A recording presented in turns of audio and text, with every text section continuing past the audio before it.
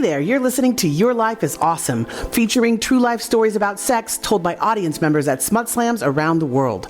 SmutSlam is a growing network of dirty storytelling shows founded in 2011 by me, Cameron Moore. We do our best to keep SmutSlam safe, but safe doesn't mean G-rated. Some of these stories are explicit as fuck. If you're not into that, now is a good time to get out. Otherwise, enjoy the show. Your life is awesome!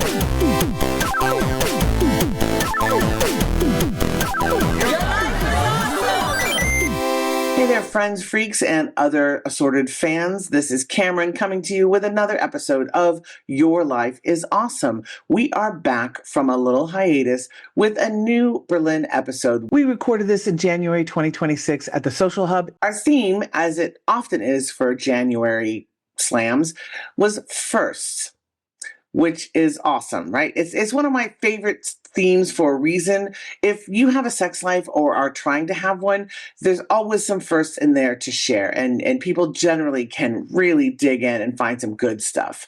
In between the stories, of course, we have our perennial favorites, the fuck buckets. Now, I say our favorites. They're really my favorites. They're like the Pringles of the smut world, you know? They're just so tasty and tiny and cute.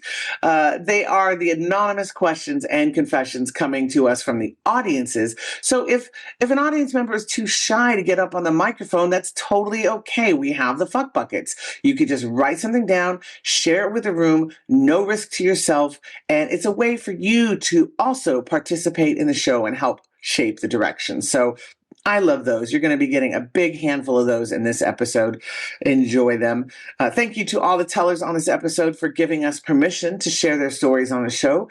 And for everyone listening right now, see you on the other side. Oh, no. I shocked my exterminator. This is not a power dynamic. It's just an exterminator, right? Someone who deals with pests, pest control. I shocked my exterminator when he realized he was closing a mouse hole next to a collection of 40 vulva casts. Do you understand what I'm saying? 40 imprints of vulva. Anyway, these are not the mice you're looking for. Wow. I'm worried about the mice and your vulva cast collection, though. You should put that away where the mice couldn't get it. I love these meta fuck buckets. How was your first smut slam? How was my first smut slam? My first smut slam, I had been waiting for a few months to do it because I was tired of going to other storytelling events around Boston and being the dirtiest fucking storyteller on the agenda. The hosts were all like, no, tell a dirty story, that's fine. And everyone in the front row would be like...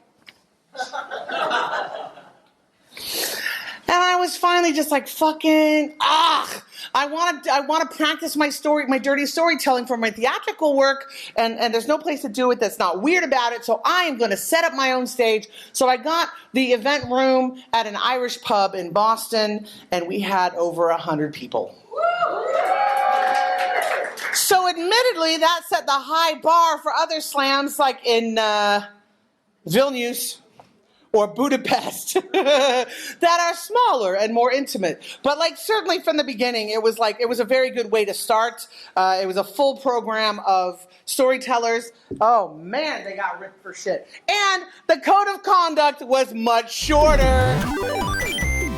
Right, so I'm a historian. Woo! And let me tell you, business is bad for historians. It's very hard to make a good career being a historian these days. But there's this one writer. He has made it as a historian. He's New York Times bestseller. It's in his Instagram bio. And I was complaining to my girlfriend and saying, I can't find anyone who will pick up my book. I'm really having trouble. And she said, why don't you hit up that guy? He seems to know what he's doing. And I was like, you're right.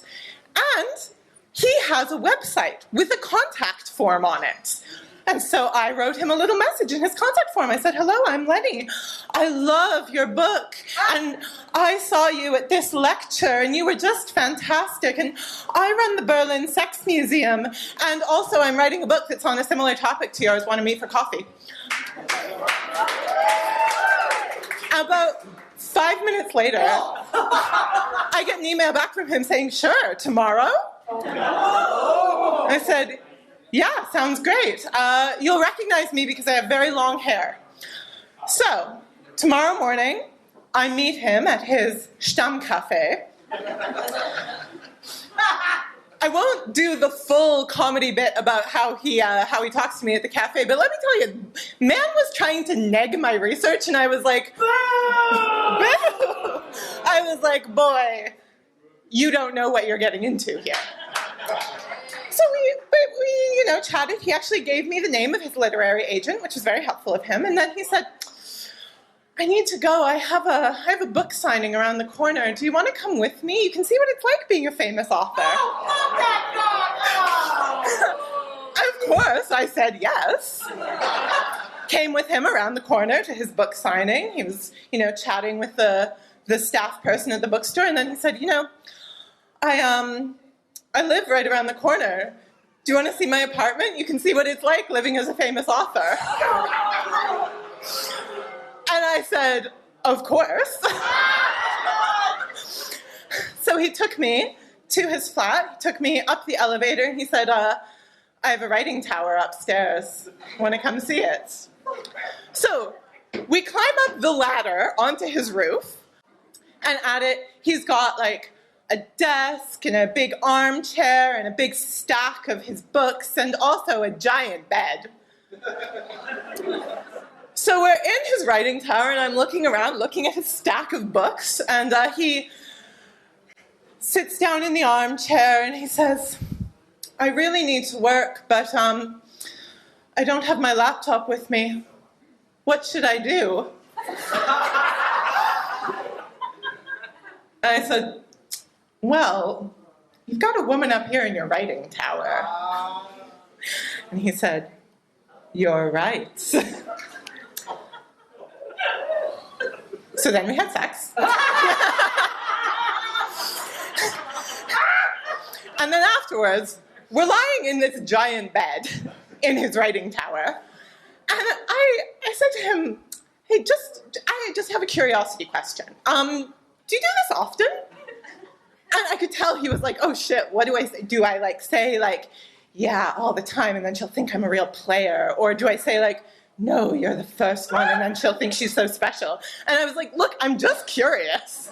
No wrong answer here. And he was like, no, not really. Actually, you're the first person who's ever filled in that contact form.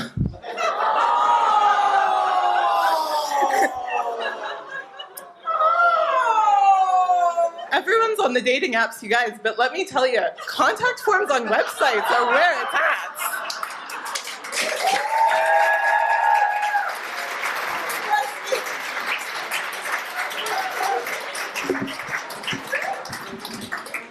I don't understand my response to that. Why do I hate him less now? I don't know if it's your little ooh-woo fingers you did right there. Or just sad puppy dog, famous, but also no one's going to the website. That's so sweet. Oh, my Lord. Oh, my God. Okay, I'm sorry. I'm just I really don't know why I don't hate him as much. I still hate him a little bit, but not as much. This whole thing just went so many different places all at once. When I lost my virginity, it was with a girl working at a stable, and her pet rat escaped mid-coitus. Meh, it could have been worse, I guess. And then there's a little picture of a rat.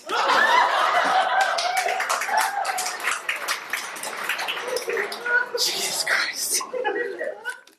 I see. New-ish pain slut here. What sort of precautions can I use to prevent/remain aware of permanent bite damage? I don't have that answer, y'all. Anyone in the audience feel like you know how to be aware of permanent bite damage? So I feel that we're talking about breaking skin. Breaking skin seems like the most obvious kind of version of that. Nerve damage, don't bite down where the nerves are right up at the surface. Don't chomp on the fucking clit with your front teeth too hard. You know, there are people who be like, oh, that sounds so hardcore, and then they fucking Anybody? Oh, fucking go slow. Here's my advice: ease up to it. Right? Don't go right in with like right away. So I should be a voiceover specialist. Anyway, don't go in on a chompity chomp with like, don't do that. Like eat like sidle up to it, right? See how that feels. Stop for frequent feedback. Everyone feels like it's the default of porn.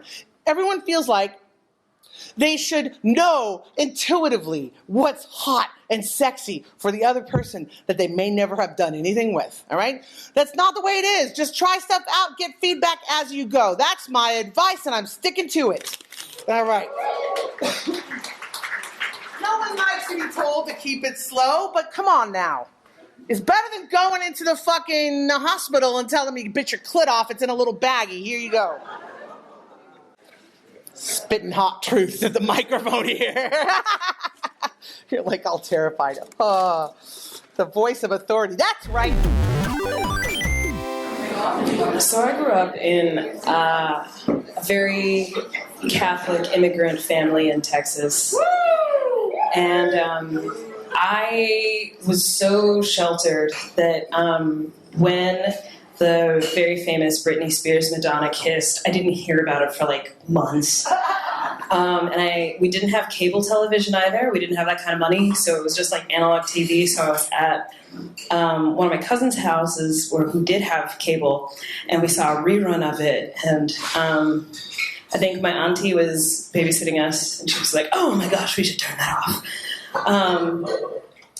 But for me, it was like the first time that I was like, girls can kiss girls. And then it just filed that away, and I was like, okay, that's something that people do. I'm super straight though. I wore this shirt on purpose today, thinking I was going to wear this, tell this story. So when I went to university, I decided to study theater. Also, a very straight thing to do. And my first year of university, I auditioned to be in the student-run production of the Rocky Horror Picture Show Shadow Cast. Had never seen it. I was just like, I'm going to audition for things. And yeah, so I got cast as Magenta, like the sexy maid.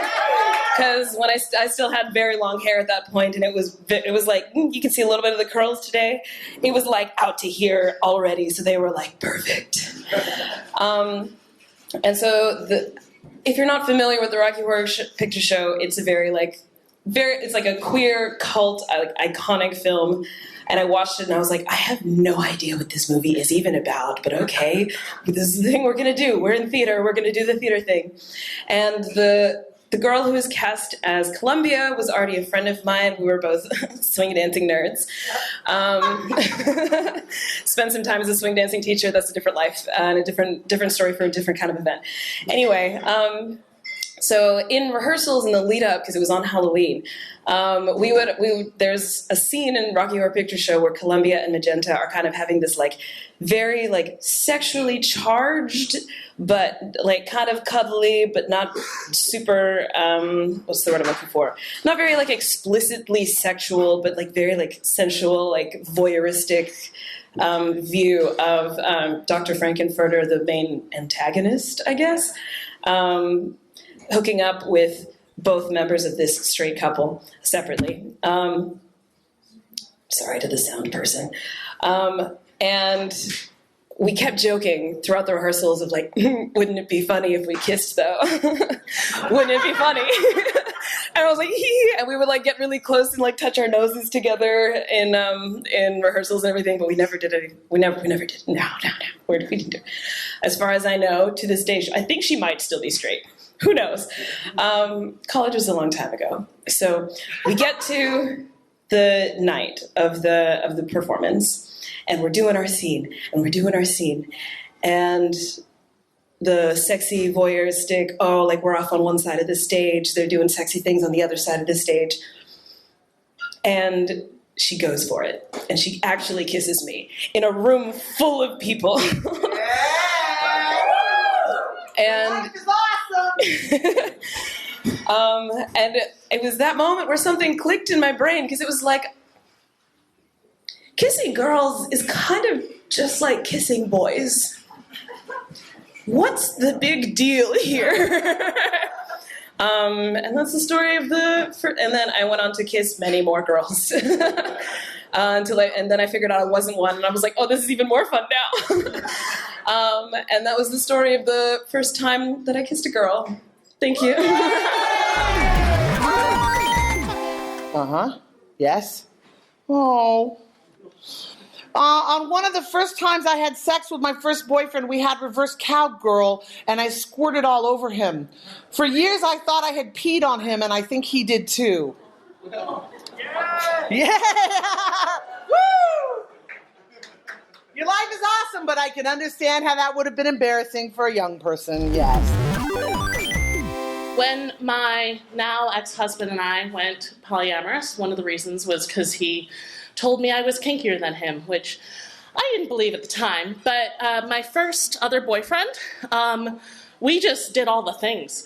Like, it was like exploration, and we were so busy doing all the things that we didn't maybe connect super well emotionally. But you're doing all the things. And one of the things I really wanted was to be peed on. And for me, it was like this humiliation thing. Like, I wasn't into like pee itself, which some people are, and that's great. I was more into the like degradation, the being super dirty, and like at the end of a scene and all that. And so we had this pact that we wouldn't do it with anyone else first. So, you know, I was waiting. He was like, it's hard to be horny and pee at the same time. I was like, that's fair, that's fair. I don't have your anatomy, like you're telling me about this. So then, seemingly unrelated, my ex-husband dumped me. Yeah, he's great. I mean, I was very unhappy at the time, and I texted this boyfriend of mine and for emotional support, and he did not deliver. But he said, hey, we're still on for tomorrow night, right? And I was like, I guess. Like, I don't know. Fine. So we had this date that for me was a little painful because I was like wanting to pour my heart out, and he was kind of ignoring me. And then I'm a horny person. We start to make out, and he takes my hand, leads me to the shower. And I'm already naked, and he gets his dick out and just starts peeing on me. And so I'm sitting there, not at all aroused, very sad, just being drenched in piss, which I'd wanted for so long, but it did not feel like I was hoping. It felt very, and, you know, to his credit, he did actually say, oh, I knew you were sad. I wanted to do something special for you. And so one of the reasons he was so tuned out the whole date is because he was trying to not go to the bathroom long enough together. So I was like, I feel so unloved. And he was like, And yeah, so that was the first time I got peed on.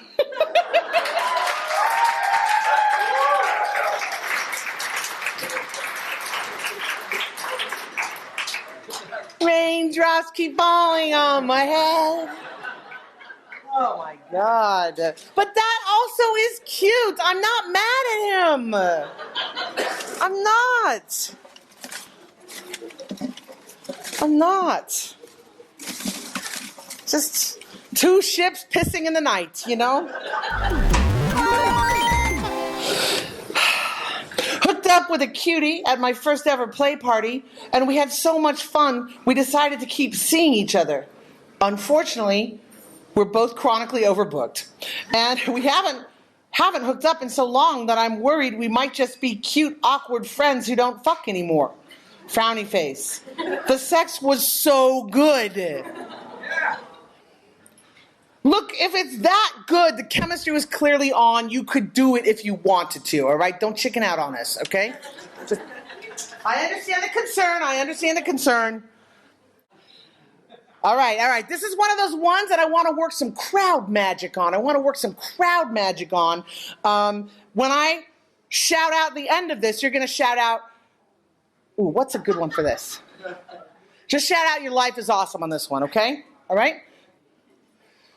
Just broke up with my partner of 11 years and ready to enter slut era! Oh my God, so much chaos just for you, babe. All right. Obviously, if I want to work magic with a proper script, I got to give it to you. Okay, that's fine. All right. Slut era.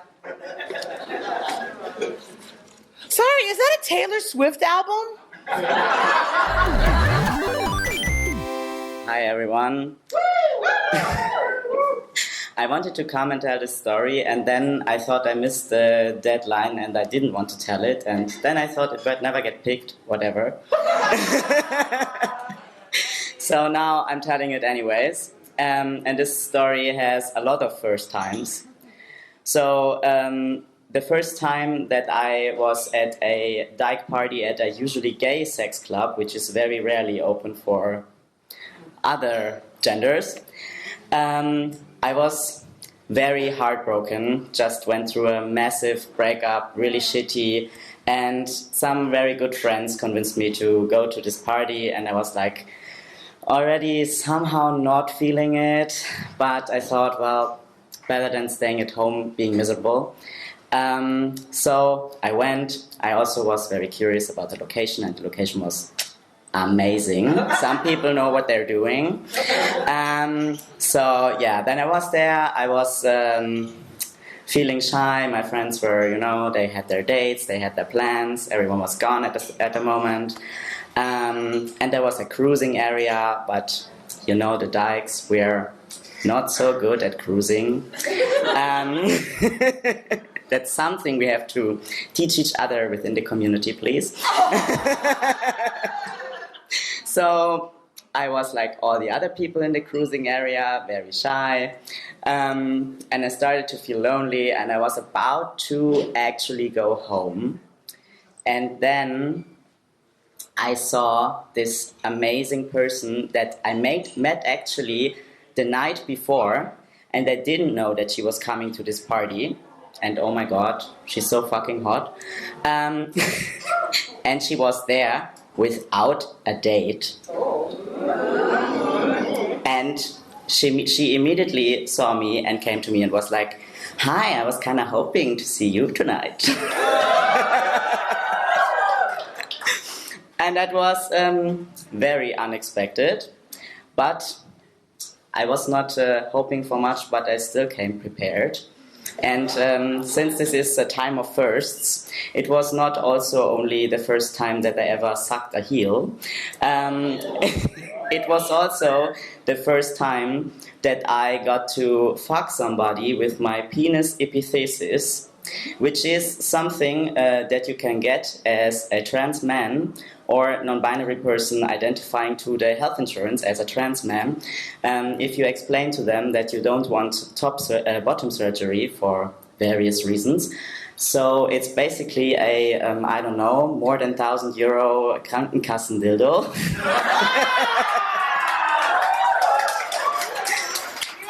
And it is shaped in the way that it fits your anatomy. So this is the kind of strap-on that you can fuck somebody with and also come by yourself, even if this is not something you can do with your mind, as some people can.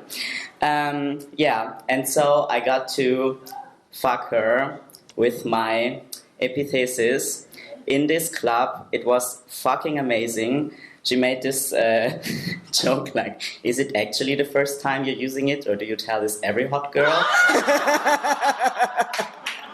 But for real, it was the first time, and yeah, I can say I fucked her until both of us were wet everywhere. Awesome! And we've been fucking ever since.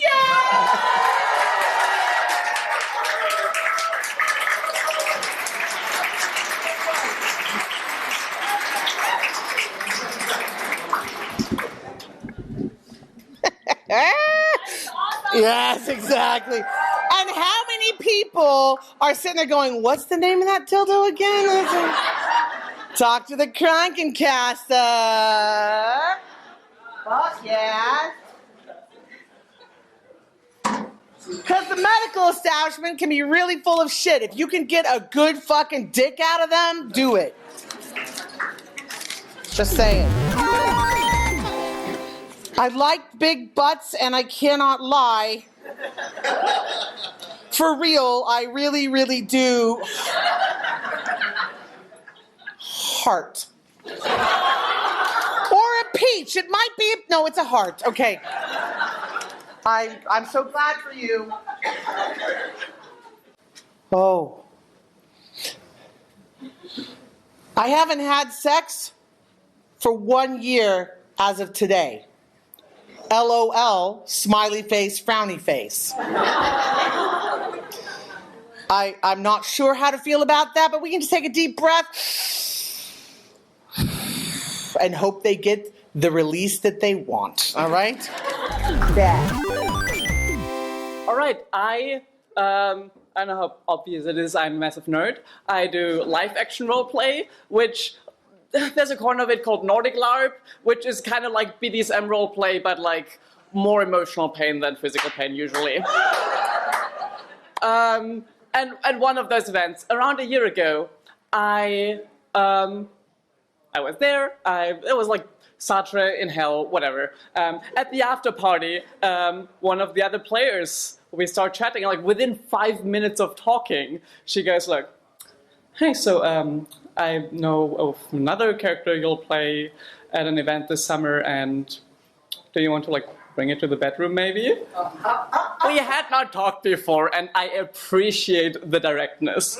So yes, we flirt, we talk about potential future plans, we make out a bunch, and after that event, we go to different cities, and we write a lot almost every day about fun, horny stuff. So later that month, I go visit her in Hamburg and meet the men in her life that are important to her, the 2 husbands, the 3 kids. They're very lovely. You know. And then, like, 1-2 weeks after that, it's like the week before she's finally gonna be in Berlin, and we have plans for fucking. And she writes me, oh yeah, you've been vetoed. Which, the first time in her relationship that anybody had ever been vetoed. First time I've been vetoed by anybody either. Without like an explanation, without a talk about it, just like, no, not allowed. Which, weird. We still meet up on neutral ground for breakfast. I pull some nerd femme fatale bullshit where I sewed a like skimpy dress based on the character. Just show her what she's not having. So yeah, that's not happening, and also like we don't really know what's happening. It was like maybe like because you visited, there's like emotional stuff involved, which hasn't really been as much the case before. We don't fucking know. But what happened since? We've been meeting here or there. At one point, like months later, they say that the reason is that for some reason they don't like my vibe, and her having sex with me and then her having sex with them is somehow similar to me having sex with them, and it doesn't make any fucking sense. At that time she was also like, okay, why don't we just like ignore them and have sex anyways and not tell them? Which I'm a very careful person, so I'm like, I don't care about their feelings, but I don't want that type of tension in your life, so let's not do the cheating thing, maybe. So it didn't happen. But yeah, like since then, like they've become more and more controlling. Another person who, before they encouraged her to fuck, they were like, actually, no, you're not allowed to fuck her anyways, and also like in general, nobody. And then from the one veto, there was this like, we decide over your life that the previous agreement doesn't count anymore, and you're not allowed to fuck people. And then they start shaming her for meeting friends for chill tabletop RPG. And like say things like, oh, like you should only like meet core family and work colleagues. It's really weird. Like they were cool people for like 20 years of relationship, and suddenly everything goes to shit over a year. And like she's really bad at like talking with friends about her issues, but just because I was involved in all of that from the very start, I was like there and a rock and supporting her. That was really nice. And yeah, also like other shit happening. At one point, like one of the partners just like stops liking her and like refuses to have sex with her and thinks it's not a big deal. It's all fucked. But also, last time I was here, that was still very much ongoing. In the month since, there has been a breakup. She is now out of that situation. She can like have an apartment in the same building so the kids can like switch in between them. Very nice, very chill. And she feels so free to make decisions over her own life, explore new things. And maybe next weekend we'll finally have sex, we'll see. Thank you. Thank you so much. Thank you. Keep it going for people breaking up with douchebags. So much disapproval for that shitty actions of the, oh my God. That's not polyamory. Well, it is, but it's shitty stuff. Anyway. No true Scotsman is not a fair thing. Fucking yuck. All right. Wow. 3 years ago, I went to get tested in Italy. I would like to be checked for STDs. And the doctor answered, why? I changed doctors.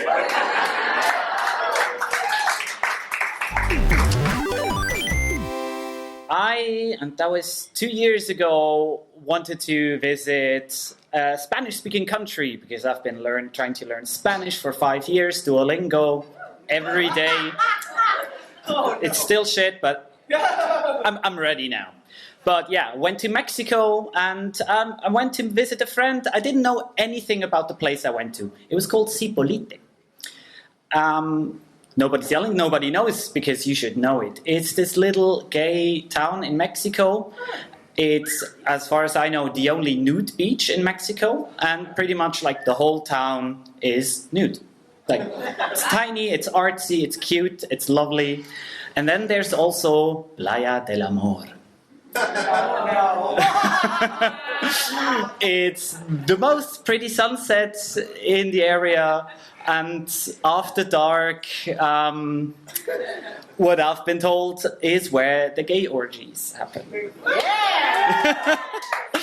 And I was there with some friends from all over the place that I've met, and I, at the time, wasn't sure if I'm into men or not, so I was just like, okay, I just want to have a look.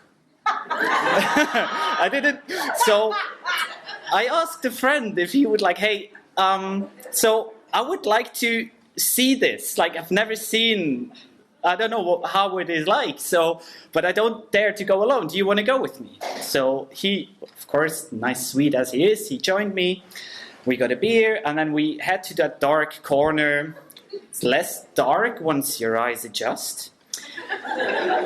And yes, it's everything and more than I imagined. And in the end, I realized I'm really not into dick, unfortunately. Like, tragically straight, unfortunately. But yeah, in the end, we were standing in the middle of this orgy. I think there were like 30, 35 people warming around on that beach. And we just casually had a conversation about philosophy and the world. And like to the right and to the left of us, there was just like, well, eventually the clapping got a bit confusing, and I was like, okay, I think I've seen enough. We can go back. And that was my first time at a gay orgy.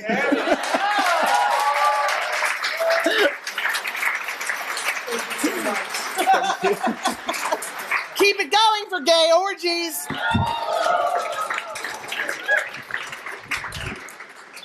I mean, I have to ask a question. Are you sure it's dick that you're not into, or Sandy dick? Because those are very different experiences. She says with some knowledge. Anyway. Sandy Dick. That is a drag king name. You should be taking that and running with it. I donate that to you, whoever wants to pick that up. Oh.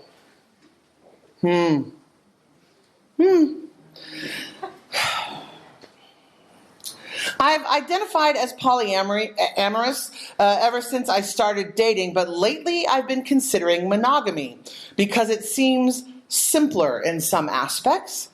I don't know if anything will come of this, but it feels weird to come at this thought process from the other side than most people.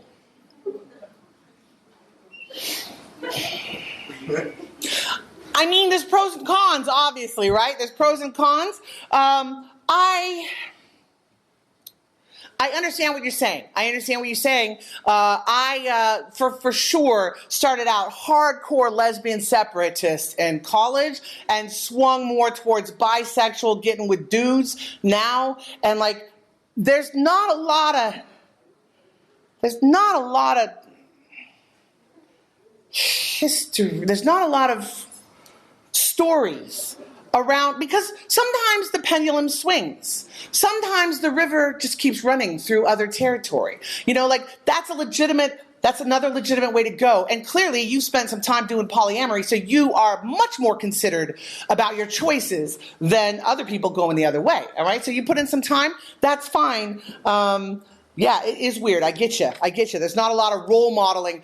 When something that you want to do dovetails so much with like the mainstream of society, it can feel weird if you're used to being on the other side. So power to you. You got this. It's fine. Okay. My wife came to me and told me that she's been reading blog posts and things, and she came to this realization that she might be somewhere on the ace spectrum. And that opened a very difficult conversation about the role of sex and physical intimacy in our relationship. And we started on a long journey of unlearning all the patriarchy rules about how to have marriages. So initially we agreed that for 1 month I will not even try to initiate sex and will get some mental space to process this new shift of dynamic. And it is in this 1 month I had a lot of feelings of fear and uncertainty about the future, like what will be the new direction will we get, I don't know. Sometimes people break up over this incompatibility. So in this mood of maybe even self-pity, I came across this blog post that kind of shitty journalism, to be honest, cringe. Like, boo, no one appreciates men anymore. But in the moment it resonated with my emotional energy, actually. So, boo, men are even shamed for having sex toys such as Tenga. What brand is that? First time I saw the word. There is one in the prize pool, by the way. So I googled Tenga. In the first moment I didn't understand these colorful shapes and what is the red and white and black, different geometrical forms. Then I had an epiphany, the biggest epiphany of my life. There's an opening on the bottom. It's a penetrative toy.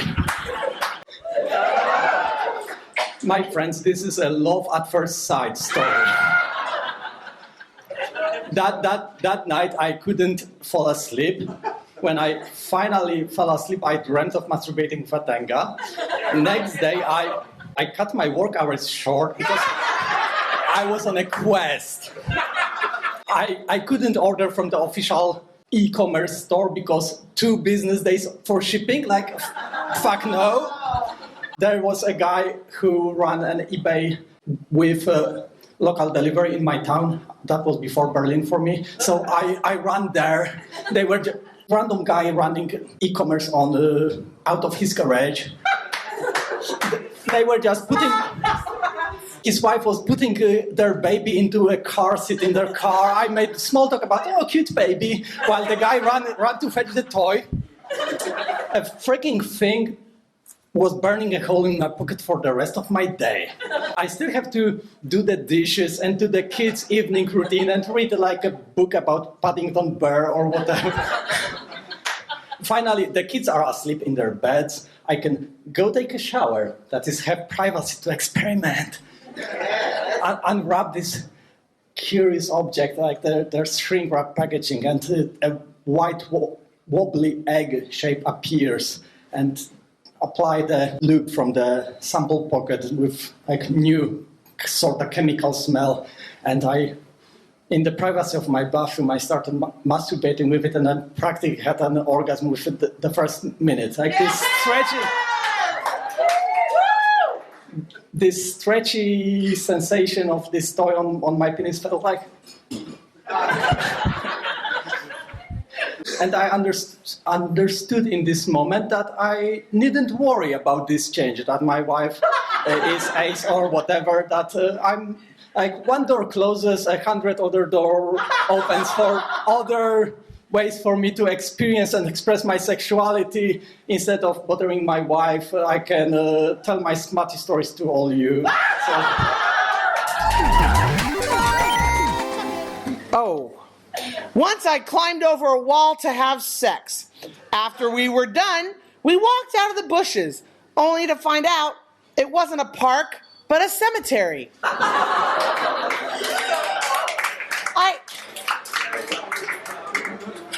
I feel like the park is worse. I feel like cemetery, no one's watching. You know, like it's fine. They're dead. They don't care.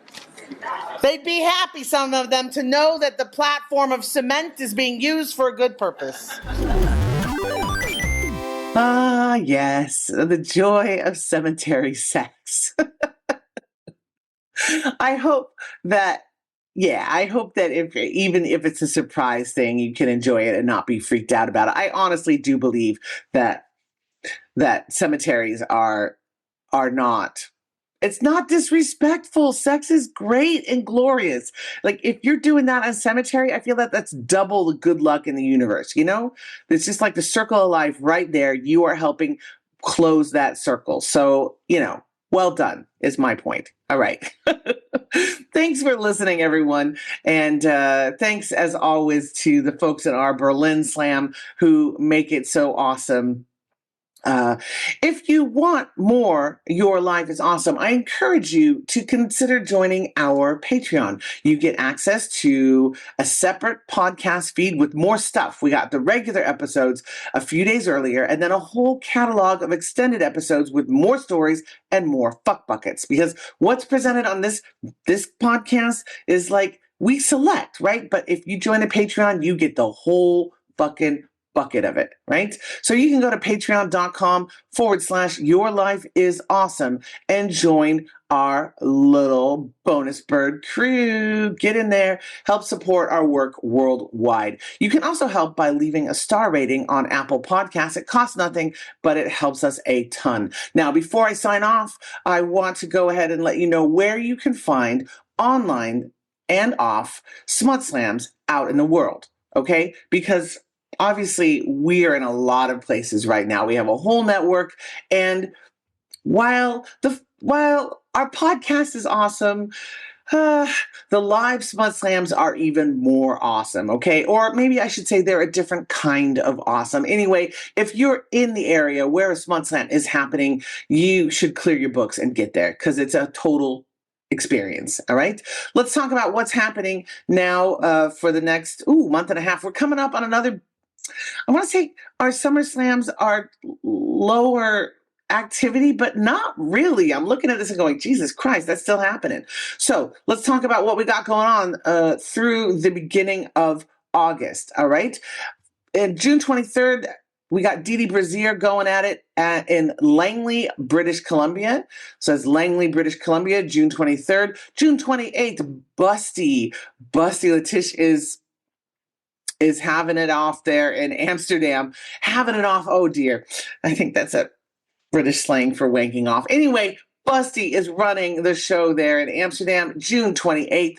On July 6th in Berlin, I will be hosting an Edinburgh Fringe preview of our festival-style Smut Slam, which is curated, but we still do fuck buckets from the audience. We're doing that as part of the double whammy event. That's Monday, July 6th in Berlin. There's going to be a smut market. There's going to be live art happening outside. There's going to be ErotiQuest gameplay there inside, plus vendors and activities. It's going to be a lot of fun, and we're going to have 2 shows of our festival version there in the Edinburgh Fringe preview at 7 and 9 p.m. Crack Belmer. All right, that's in Berlin, July 6th. On July 7th, Victor Victrola is hosting the slam at the Somerville Armory. July 13th, I will be back online. It's been a while, but we decided to revive our online slams for people who are just not in the network or can't attend the in-person shows. That is July 13th. Tickets are available for the online show. July 20th, we're in our garden location in Berlin, Villa Curiosum, July 20th. In Boston, also on July 20th, like that's a double header right there. July 20th in Boston, Victor is doing a different location as well. Long live Roxbury. So that's happening there in Boston, July 20th. July 29th, I'll be out in Tartu doing a garden slam there with demos and workshops and games. Oh my. On July 30th, we're going to Tallinn, doing another outside slam there at a new location. It's going to be really exciting, and hopefully we can get some karaoke happening in the garden with Helgi Saldo. Oh, yes. On July 31st, we've got the first ever Smut Slam in Brisbane, Australia. All right, that's super exciting. July 31st in Brisbane. August 4th, I'll be in Glasgow, and then starting August 8th through the 30th, I'll be running the Smut Slam Festival version at the Edinburgh Festival Fringe as part of the PBH Free Fringe at the Banshee Labyrinth in the banqueting hall. So that's August 8th through the 30th. You can catch me doing Smut Slam every damn night of the week at 9:30 p.m. I mean, there's a couple days off in there, but yeah, we got a lot happening, and I hope that you're going to go catch us because, yeah, it's ridiculous. Smut Slam is so good. It's ridiculous. All right. Thanks, as always, to everyone in all of our locations who supports us, the volunteers, the smutterlings, the judges, etc. We do it for the love of the game. All right. Yeah. Catch us in those locations and stay tuned for another episode of Your Life is Awesome as soon as we can swing it. Stay hydrated out there. Stay cool. Stay in the shade. And remember, your life is awesome. This has been Your Life is Awesome, a story podcast from Smutslam with Cameron Moore. Produced by me, Marc Seistedt. Music by Sticky Biscuits. A huge thank you to all storytellers featured. All stories are being shared with permission. If you want to help us make more of these, plus get access to longer episodes and other bonus material, please join our Patreon at patreon.com. Your Life is Awesome. If that's not in the cards right now, you can also help by rating and reviewing this show. Look for that option in your podcast app. We might read out some reviews on a future episode. Got a question for Cameron? Write or send a voice recording to smutslampodcast@gmail.com. This too might be featured on the podcast. And if you want to find out more about Smutslam and the code of conduct we use in the shows, go to smutslam.com. All links mentioned can be found in the podcast info. Thanks for listening.